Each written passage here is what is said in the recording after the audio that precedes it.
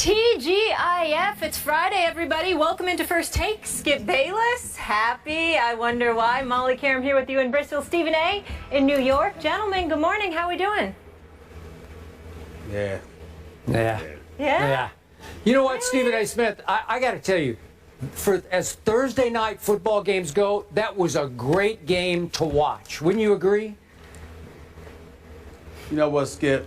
I would tell you something very, very derogatory, but we're on the national airwaves. Plus, I love you, so I'm gonna let it go. But you already ticking me off. You know what you're doing, but it's all right. Push that button. It's all right. Yep. All right. Yeah, I know you are. Yep. I know you. You don't need to push the button this morning, Skip. Yeah. All right. Trust me. The Yankees Steelers did that all by won. themselves. Yeah. Come on, what about your Yankees? There should be a half smile. About the Yankees. Miss Connecticut, do not get on my nerves. Do not listen to Skip and get on my nerves like he's doing right now. Don't y'all get on my bad side anymore. The Steelers did enough.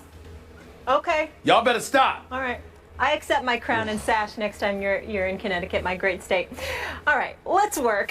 Coming up, we'll preview this weekend's slate of games. We're going to pick those, plus the big SEC showdown, Alabama versus Georgia. How much pressure is on Mark Richt to get the win? And corner, Orlando Scandrick will join our Cowboys hater and lover for some real talk on America's team. But first, we kick things off with Thursday night football.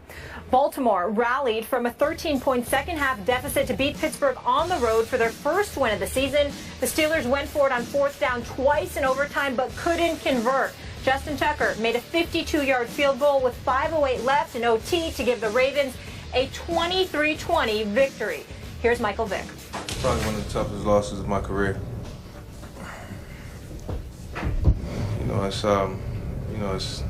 We had our chances to win the game. There was a lot of plays that I could have made that I didn't make, and it's disappointing. Vic's feeling like Stephen A.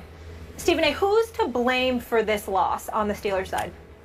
Well, I hear a lot of talk about Mike Tomlin. You know he's my favorite coach in all of the NFL. Obviously, he deserves some blame from the perspective that there's a 50-yard field goal in overtime. You know, you've got to let Scobie, who, as far as I'm concerned, his nickname is Scrubby or Scooby-Doo. Pick one of them. They both apply with how disgusted I am. I'm picking both. I'm going to pick both. Scrubby or Scooby-Doo. Like one Scrubby. of those worked for me. I'm just so disgusted with him right now. You have two opportunities in the fourth quarter. He blows it for you. I definitely don't blame Mike Tomlin for not letting him kick. I think it was like a 56-yarder because I'm not even allowing him to take that chance because I've lost faith in him. He missed a 49 and a 41-yarder. I'm not having faith in him with that one. But with the game on the line, you got a 50-yarder, you got to let Bob. Damn it, as far as I'm concerned, give him a third try, and if he misses it, don't even let him walk out the stadium with a job. Fire him on the spot the second you get in the locker room. But Mike Tomlin elected not to do that. You know, obviously he elected to leave it to Todd Haley to make a call, and that's where I get into the blame game. Scobie, Scrubby, Scooby-Doo, whatever word you want to call him, he definitely is the main culprit in all of this. But Skip Bayless, I'm going to put some of the onus, some of the blame on the shoulders of Todd Haley, the offensive coordinator. Because when you have the opportunity and you're bypassing the field goal attempts and you got the opportunity on fourth downs, okay, what you don't do is allow Michael Vick on one play to scramble to his left and try to run for it. That ain't going to cut it. And the other thing you don't do is allow him to drop back to pass and throw a 10-yarder to Antonio Brown. Antonio Brown was wide open. It is true. But you have to know your personnel. Michael Vick has not been playing. It's in overtime. You don't put him in that position where he needs to make that kind of play on a fourth down with the game on the line. You just don't do it. You don't go away from your bread and butter. There's a guy on the Pittsburgh Steelers. His name would happen to be Le'Veon Bell. Same guy that rushed 22 times for 129 yards. The same guy that is widely recognized as the best all-around running back in the game of football. And somehow, some way, this Pittsburgh Steelers team, with the game on the line, overtime for crying out loud, got Le'Veon Bell back there, and he doesn't touch the damn ball. I do not understand this. To save my life, this is Todd Haley all over again, deciding that what he wants to do, Skip Bayless, is prove that he is head coach material. He has no desire to be an offensive coordinator. He's the offensive coordinator because he's trying to collect a check. But in reality, he believes he should be the head coach. He believes he should be the one making all the decisions. He believes that he is a guy that has to prove that this dude knows exactly what he's doing. Now, to his defense, he would not have minded kicking the field goal. Tomlin went against those guys. That's on Tomlin. I'm not completely absolving him by any stretch of the imagination. But in the end, my two biggest culprits are Todd Haley and, of course, Scobie, Scrubby, Scooby-Doo. That's it. He, who, by the way, should be without a job. And I want to know who's the person that made the decision to go to the Jacksonville Jaguars to get a component from their moribund franchise to bring on to the Pittsburgh Steelers. That's just sacrilegious in and of itself. Just go ahead. Just go ahead. I don't even talk about it no more. Just go ahead. So you are blaming, in the end, the offensive coordinator and the new just traded for kicker for what happened last night to your Steelers at your stadium. Am I right about that? Did I stutter? Did I stutter? But you asking me a question. But just go ahead and speak. Don't ask me anything right now. Skip that talk. I don't feel like talking about it right now. We gave like one ounce of blame to Mike Tomlin, but I only heard 1 ounce. Okay, allow me first. It's a little more than 1 ounce. But go ahead. All right. Allow me first to address Josh Scrubby, if you will. Josh Scobie kicked for 11 years for the Jacksonville Jaguars, is the all-time leading scorer for that franchise, and has a reputation as one of the more clutch kickers in all of pro football. In his career, Josh Scobie is 5 for 5 on what I would call walk-off kicks, kicks that were going to win or lose the game in the last minute. Can I ask a question? Can I interject? Yes. Can I interject? Yes. Who has missed more field goals than Scobie since the start of the 2014 season? Since start a year 2014. A year and 4 games now. Who's missed more field goals than I assume you're going to tell me Scrubby? nobody. Who? Nobody. Thank you. Okay. Nobody. Now I don't care. What have you done for me lately? I'm a Janet Jackson fan. What have you done for me lately? Okay. Nothing. Yeah. You said nothing. Don't nothing. It'll cost us. Okay. Now, I'm going to ask you this. What is by far the most difficult field to kick on in the National Football League? And it's not even close. Heinz Field. Because at Heinz Field, since it opened in 2001, on kicks of 50 or more yards, only 28.6% have been made. Think about that. Only 28.6% of kicks of 50 or more yards. Wow. On all other stadium and all other turfs all around the world, wherever the NFL might play, Wembley Stadium in London, all those, the average make from 50-plus yards is 57.6. So it's 30% more chance of making a 50-plus yard field goal anywhere but Heinz Field. Bottom line, he was kicking into that tricky wind late in the game, going into overtime. And was I surprised he missed from 49 yards? I was not. 41 is about a 50-50 endeavor on that field against that wind, that tricky crosswind, and he missed it. And I give you that one. That was a tough one. But in the end, I do not blame Mike Tomlin for saying 50, I don't think so. But here's where I do blame Mike Tomlin. And I'm on record, so I'm not being 20/20 hindsight here. We have both agreed that the only place where Michael Vick would have landed one last shot was with Mike Tomlin in Pittsburgh. And I give Mike Tomlin props for doing that because he loves him some Michael Vick. He holds Michael Vick in awe for all that Michael has accomplished on the field and off the field with the redemption that he was able to achieve post-prison sentence.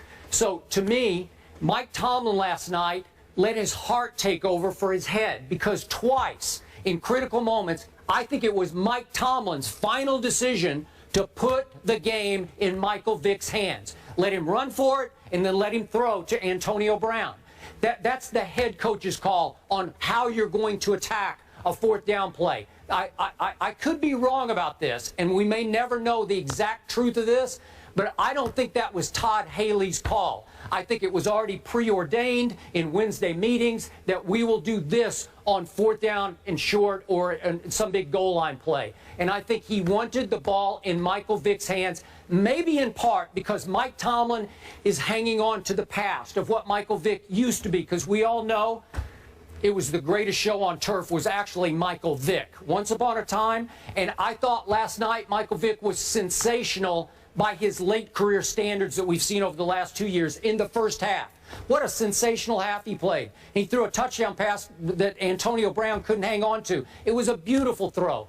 But over the time, as he wore down a little bit in the second half, maybe it's conditioning, he lost his accuracy. All the way through the second half, they had 62 total yards in the third and fourth quarter. That's not good enough. You're not going to hold off your division rival, as beat up as it is, with 62 yards of offense. And finally, why then, as Michael Vick has cooled off, would you put the game in his hands? You got to blame Mike Tomlin for that, because he's the one who brought him in. Todd Haley didn't bring Michael Vick there. Mike Tomlin did. And again, I admire the heart of it, but I can't go along with the head of it, because it's the wrong. You're exactly right. You have to at least give the ball to Le'Veon, or hope that you run the kind of play where you're going to get the ball successfully into Antonio's hands.